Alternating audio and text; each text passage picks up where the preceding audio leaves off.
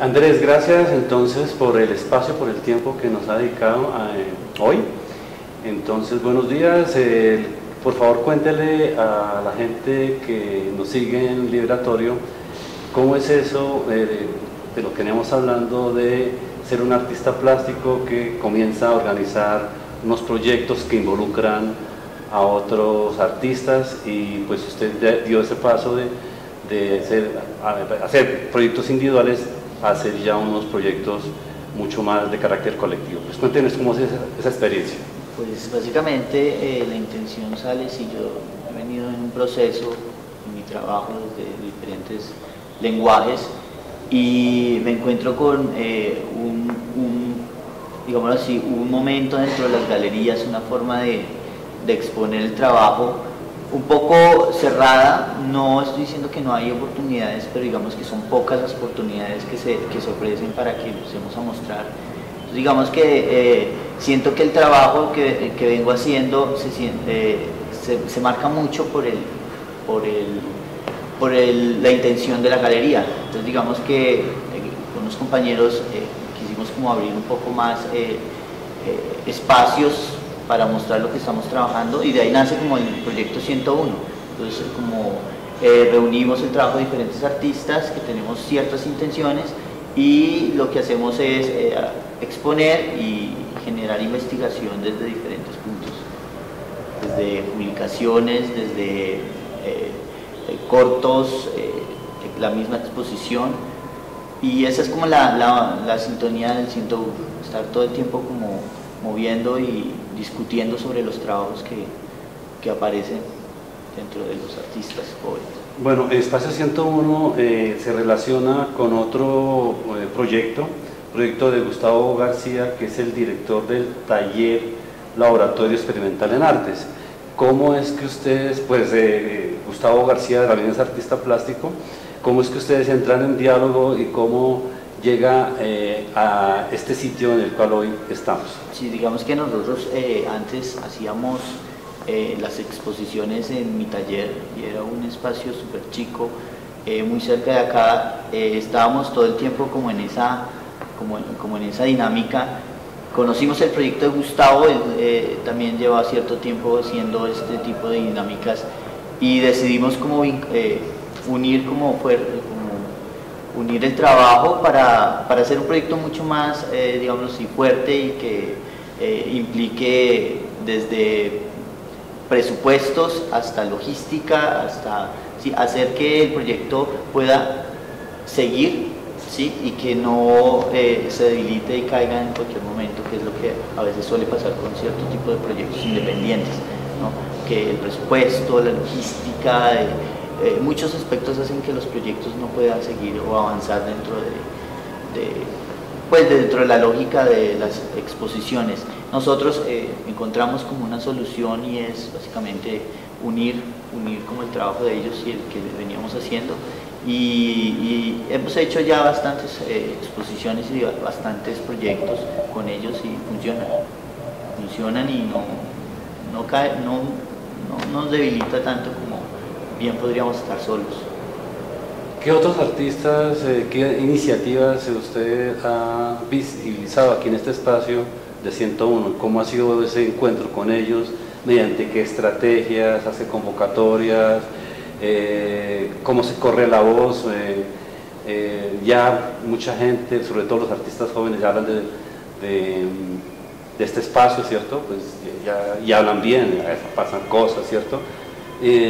Bueno, me pregunto, entonces, ¿cómo usted se relaciona con los artistas que vienen aquí a Espacio 101? Bueno, nosotros estamos trabajando con muchos artistas. Antes de Espacio, la solución para nosotros divulgar el trabajo era por medio de publicaciones, fanzines, de bajo presupuesto. Con el tiempo ha cambiado la producción de esto, pero ese fue como el pivote para que empezáramos a reunir los artistas.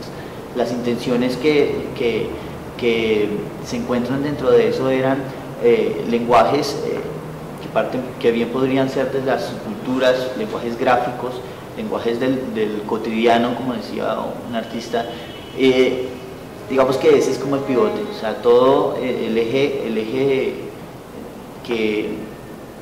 curatorial, por decirlo, gira en torno a procesos plásticos, pero también dentro de procesos gráficos. Y esto entendiéndolo como una posición frente a lo cultural y a lo social. Somos como artistas que hemos venido trabajando con diferentes lenguajes y con diferentes investigaciones. Entre esos podrían desde lo más mediático hasta lo que si se quiere estéticas de contracultura, sin entrar a meternos como en ese concepto complejo, ¿sí? Pero sí, digamos que ese es como el cuento. Entonces lo que hacíamos era como invitarlos a la publicación en ese entonces. Después ya como que reunimos el trabajo, nos sentamos, discutimos qué podemos empezar a mostrar y hacemos como una parte de exposición. Sobre eso seguimos haciendo una investigación, tratamos de invitar gente que está como en esa misma tónica, está escribiendo a partir de lo que está sucediendo con esos tipos de lenguajes, y nos sentamos como a charlar, como a dialogar, ellos desde escrito, desde una pintura, desde un video, desde un performance, ¿sí? Estamos todo el tiempo dialogando y tratando como de activar esa parte también que nos interesa a todos. Entonces es como un proyecto que se arma con todos los artistas, están trabajando también desde independiente. Nosotros no manejamos como lo podría llegar a ser una galería, es más, no nos metemos dentro del circuito de galería, nos metemos como espacio porque digamos que no manejamos artistas, ¿sí? Lo que hacemos es como brindarles el espacio, brindarles las posibilidades para que ellos muestren y puedan compartir el trabajo con diferentes públicos, ¿no? Desde públicos que se involucran, vuelvo y repito, desde lo gráfico hasta lo plástico. Es interesante esa idea de denominar espacios como otro dominio diferente al museo, diferente a la galería, a dominios tradicionales que de pronto ya ofrecen resistencias a los artistas y a los públicos contemporáneos. Bueno, usted decía que ha tenido esas dificultades con las galerías, pues generalmente son instituciones privadas, pues que tienen sus criterios y que es muy difícil acceder a ellos.